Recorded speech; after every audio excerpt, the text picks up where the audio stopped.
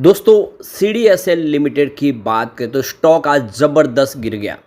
बाजार में उतनी गिरावट नहीं है जितनी सीडीएसएल और बीएससी में गिरावट है और दूसरे ब्रोकिंग शेयर आज धराशायी हो गए। और इसके पीछे सबसे बड़ा रीज़न है कि सेबी ने एक अमेरिकन कंपनी पे बैन लगा दिया है। तो पूरा मामला क्या है और उसका क्या वजह है कि उसका सीडीएसएल पे असर हो रहा है, उसको समझने की कोशिश करेंगे इस वीडियो के माध्यम से। और सीडीएसएल जो पिछले दिनों काफ़ी शानदार प्रदर्शन कर चुका है कमज़ोर रिजल्ट के बावजूद, आने वाले समय क्या संभावना बन रही है उसको जानेंगे। सीडीएसएल आप देखें तो यहाँ पे एक सेंट्रल डिपॉजिटरी सर्विस है जो आपके डीमेट अकाउंट को संभालती है, आपके शेयरों को संभालती है।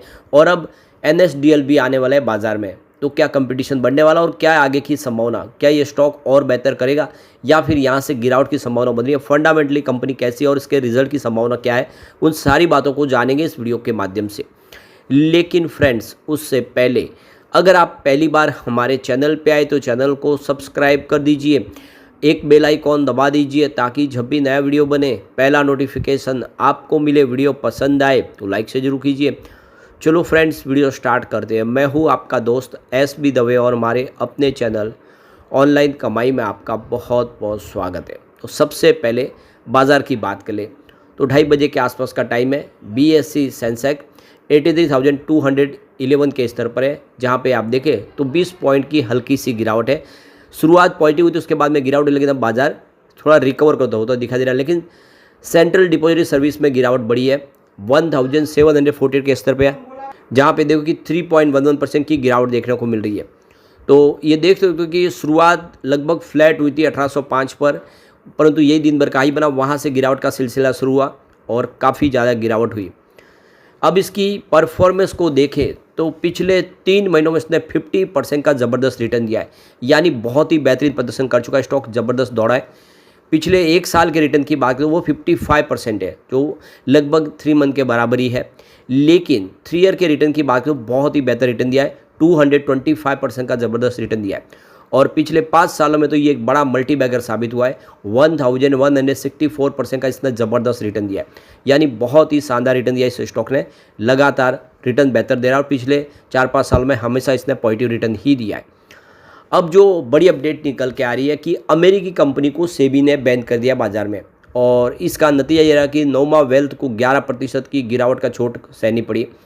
तो सेबी ने अमेरिकी ट्रेडिंग कंपनी जैन स्ट्रीट और उससे जुड़े सिक्योरिटी मार्केट को ऊपर प्रतिबंध लगा दिया गया है।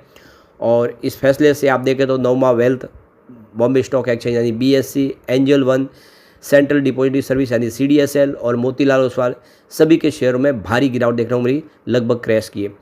तो देख दो कि बाजार नियामक भारतीय प्रतिभूति और विनिमय बोर्ड यानी सेबी ने अमेरिकी ट्रेडिंग कंपनी जैन स्ट्रीट और इससे जुड़ी फर्म को सिक्योरिटी मार्केट से बैन कर दिया है।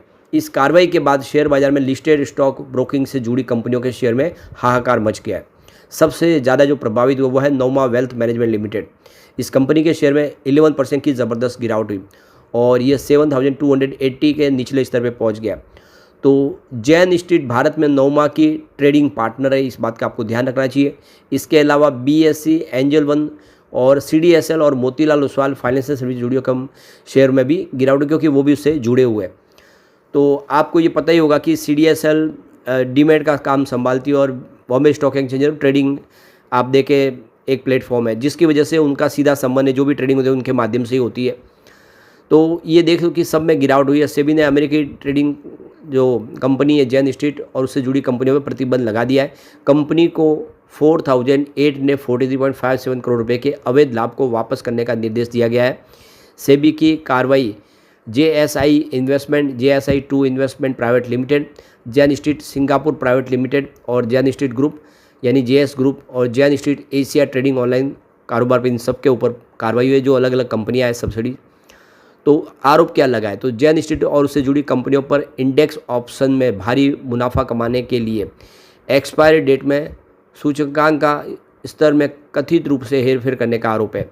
सेबी द्वारा पारित अंतरिम आदेश के अनुसार जेएस समूह की संस्थाओं ने एनएससी के सभी उत्पाद श्रेणियों और खंडों में 1 जनवरी 2023 से 31 मार्च 2025 तक एनएससी पर इंडेक्स ऑप्शन से 43,289 करोड़ रुपये से अधिक का प्रॉफिट कमाए गलत तरीके से।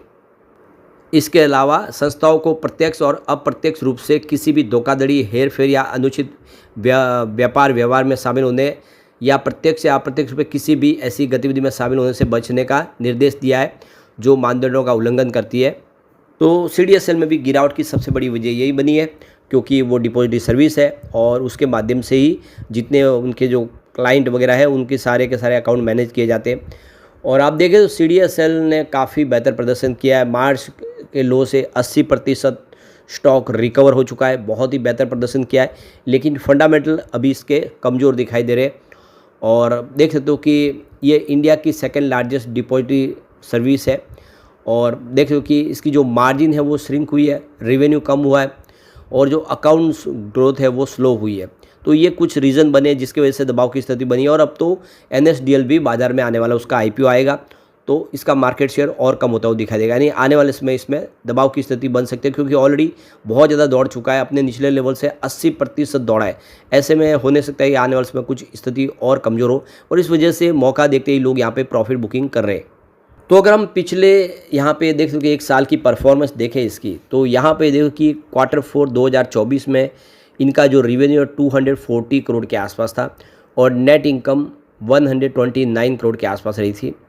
और आप ये देख ही सकते हो कि यहाँ पे Q3 में, पिछले Q3 2025 में अगर आप देखें तो इनका जो रेवेन्यू 278.11 करोड़ के आसपास था और 129 करोड़ की देख सकते हो कि नेट इनकम थी। और पिछले क्वार्टर की बात करें यानी Q4 2025 की, तो रेवेन्यू यहाँ पे 224 करोड़ के आसपास रहा, जबकि नेट इनकम 100 करोड़ के आसपास रही। तो यहाँ पे आप क्लियरली देख सकते हो कि कंपनी का रेवेन्यू और इनकम दोनों ही गिरे, चाहे आप क्वार्टर ऑन क्वार्टर बेसिस पे देख ले या ईयर ऑन बेसिस पे देख ले, तो आपको आंकड़े थोड़े से निराशाजनक दिखाई देंगे। इसका असर देखने को मिला बिल्कुल यहाँ पे। लेकिन अगर हम इसको साल दर साल के हिसाब से देखें तो लगातार बेहतर हुई है कंपनी। 2020 में 225 करोड़ का रेवेन्यू था और यहाँ पे 106 करोड़ की इनकम हुई थी। 2021 में ये रेवेन्यू बढ़ के 343 करोड़ तक पहुँच गया और इनकम डबल होकर 201 करोड़ तक पहुँच गई। 2022 की बात करें तो रेवेन्यू सीधा 551 करोड़ तक पहुँचा, तो इनकम भी बढ़ते हुए 311 करोड़ तक पहुंच गई। 2023 की बात तो रेवेन्यू हल्का सा बढ़ते हुए 555 करोड़ तक पहुंचा, लेकिन इनकम में कमी आई और वो 275 करोड़ के आसपास है। लेकिन 2024 में आप देखें तो सीधा रेवेन्यू 812 करोड़ तक पहुंच गया, ज़बरदस्त जंप। और यहाँ पे इनकम में भी 419 करोड़ की ज़बरदस्त जंप। तो वाकई में साल दर साल के हिसाब से आंकड़े उत्साहवर्धक है, जो स्थिति बता रहे कि कंपनी बेहतर है। कंपनी के कैश फ्लो की बात करें, फाइनेंशियल 2020 में 63 करोड़ का कैश फ्लो था, जो 2021 में बढ़ के 168 करोड़ तक पहुंचा। 2022 में ये 231 करोड़ तक पहुंच गया। 2023 में जरूर थोड़ा सा कम हुआ, 206 करोड़ के आसपास आ गया, लेकिन फाइनेंशियल 2024 में कैश फ्लो 334 करोड़ तक पहुँच गया है। ज़बरदस्त वृद्धि हुई है और लगातार कैश फ्लो बढ़ रहा है। ये आंकड़े वाकई उत्साहवर्धक है। अब यहाँ पे अगर हम इसके फंडामेंटल देखें तो मार्केट कैप इसका 37,722 करोड़ का है। रिटर्न ऑन इक्विटी ROE इसका 34.18 का है। PE रेशियो इसका 71.62 का है। Return on equity capital employ देखे ROC तो वो 44.03 का है। इंडस्ट्रीज PE रेशियो 146 का है। अभी आप देख ही सकते हो कि इंडस्ट्रीज के PE रेशियो के मुकाबले इसका PE रेशियो काफ़ी कम है। इसका बेटा 1.38 है। PB रेशियो 15.42 का है और 1.29% का डिविडेंड देती है कंपनी, जो बहुत ही बेहतर है। इसका PEG रेशियो 13.92 का है। क्वार्टरली अर्निंग ग्रोथ 22.43% माइनस रहा है।